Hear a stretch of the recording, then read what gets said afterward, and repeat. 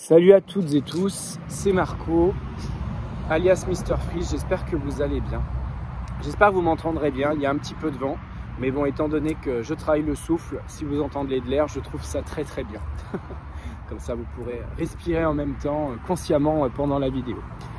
On se retrouve ici, chez mes parents, au niveau du jardin. J'ai pas choisi ce lieu par hasard, parce que c'est un lieu pour moi qui a énormément de symbolique. Le jardin, c'est quoi? C'est un lieu où on cultive. On met une graine, la graine pousse, on peut avoir différents types de légumes. Ces légumes, après, nous nourrissent et donc du coup, nous permettent de grandir et de se développer. Et moi, aujourd'hui, je voulais vous parler de ce qu'on a cultivé avec Fabien pendant le trek de 5 jours dans Beldon. J'aimerais rebondir sur 2 points. Il y a 2 points, moi, qui m'ont vraiment marqué. Le premier, c'était le franchissement du col de Frédane, qui a été un col complètement enneigé, alors que normalement à cette saison, il n'est pas supposé y avoir beaucoup de neige, quelques névés, mais là c'était complètement enneigé. Et j'ai eu le malheur de prendre une mauvaise décision, c'est-à-dire que j'en avais marre de marcher sur la neige et j'ai décidé d'aller chercher potentiellement la facilité en étant en allant du coup sur un lieu on va dire rocheux. Sauf que quand tu as beaucoup de neige comme ça, quand tu vas dans un endroit qui est rocheux, c'est une des premières erreurs, souvent tu te retrouves à pied dans une falaise comme ça. Et chose qui s'est passée, j'ai dit oh, mais c'est bon, c'est pas très haut, on va descendre par là, comme ça tant qu'on est sur la terre ferme, on risque pas de glisser. Erreur numéro 1. Du coup, si j'ai commencé à glisser, j'ai failli faire une chute de 2 mètres et j'aurais pu me faire gravement mal. Et donc du coup, j'ai décidé de m'écouter et de dire bon ok, c'est pas la bonne décision et ça arrive, on apprend des erreurs et c'est ok. Donc j'ai appris de mes erreurs et donc du coup j'ai repris une grande inspiration parce qu'à ce moment-là j'avais très peur et c'est là que je vois que le contrôle de la respiration est primordial. Donc j'ai juste repris une bonne inspiration expiration en disant allez, mon souffle, tu vas me guider vers la bonne décision. Et j'ai décidé j'ai trouvé un moyen de faire demi-tour pour retourner sur la neige et descendre le col. Donc ça déjà, ça a été une des épreuves pour moi les plus dures parce que je me suis senti un peu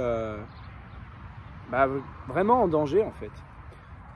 Et il faut toujours rester humble face à la montagne et moi c'est ce que ça m'a appris. On a retenu une phrase que j'aimerais aussi vous partager. Chaque choix oriente ton prochain pas. Et quand tu es à 2600 mètres d'altitude et que tu es face à un col complètement enneigé, la première chose c'est d'observer. Observer un peu où est-ce que tu vas mettre tes pieds, observer comment tu te sens à l'intérieur de toi.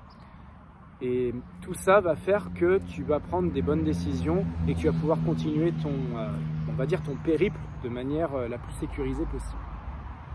Donc ça, c'est vraiment le premier point, moi, qui m'a beaucoup marqué, où je me suis vraiment fait peur, vraiment pour la première fois de ma vie, où j'ai ressenti vraiment une peur comme ça. Ça faisait longtemps que je n'avais pas paniqué comme ça. Et puis le deuxième point, c'était la puissance du vent.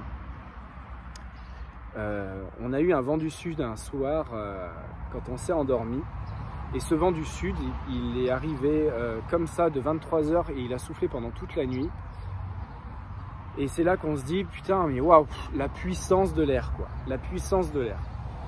Et j'avais de la chance d'avoir justement une tente très solide pour nous maintenir dans on va dire en sécurité quoi, tout simplement en sécurité. Et c'est pour ça que je voudrais rebondir sur la puissance de l'air, mais également faire aussi un parallèle avec la puissance de votre souffle. Parce que quand on voit la puissance de vent, ce que c'est capable de faire, c'est capable de faire des ouragans, c'est capable de faire des tornades, c'est capable de faire des choses voilà, qui sont monstrueuses. Et bien en fait, nous, avec notre propre souffle, on peut faire ces mêmes choses-là. On peut vraiment venir créer aussi bien une tempête émotionnelle en respirant de manière très fort, et surtout si c'est la première fois qu'on respire consciemment et de manière très forte, ou aussi bien on peut venir complètement tout apaiser. Donc voilà, j'espère vous retrouver nombreuses et nombreux sur notre trek Immersion Shadow Trek qui se déroulera le 17, 18, 19 août. C'était mon témoignage, j'espère que vous aurez apprécié de l'entendre. Je vous souhaite une excellente journée à toutes et tous et je vous dis à très vite. Et n'oubliez pas, keep breathing.